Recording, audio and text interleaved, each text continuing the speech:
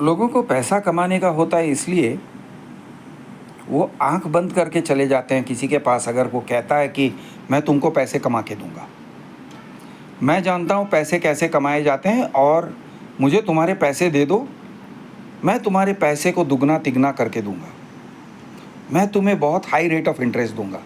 Market में तुम्हें properly bank rate of interest से तुम्हें 6%, 7%, 8% मिल रहा है, मैं तुम्हें 12%, 15% दूंगा। अगर कोई ऐसे कह रहा है ना, वो तुम्हें ठगने की तैयारी कर रहा है, ये समझ के चलो। क्योंकि मार्केट में पैसे कमाने के बहुत सारे तरीके नहीं हैं। ओके, तरीके गिने चुने हैं। और आपको अगर कोई डबल ट्रांजैक्शन, ट्रिपल ट्रांजैक्शन करवा रहा है, जैसे कि एक एग्जांपल दे रहा हूँ, नॉर्थ मार्केट्स में लीज बैक मतलब पहले आप मुझसे प्रॉपर्टी खरीदो, फिर उस प्रॉपर्टी को आप मुझे ही दो, मैं ले लूँगा।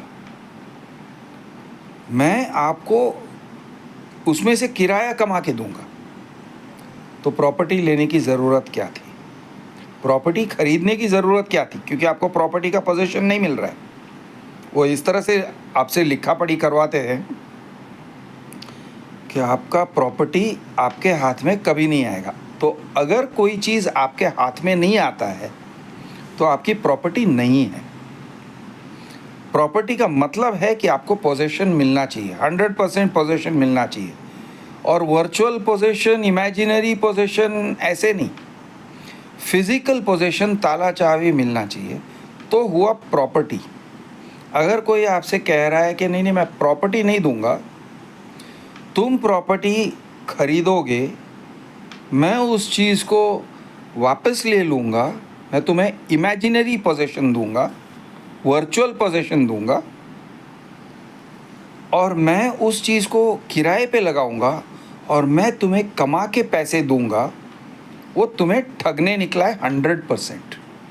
ओके, क्योंकि ये टाइप का जो ट्रांजैक्शन होता है, वो पैसे तुम्हें जो कमा के दे रहा है वो क्या है? Is it profit? Is it dividend? Is it rent? What is it? वो क्लैरिटी नहीं है। Is it a contractual payment? Is it consultancy? Is it commission?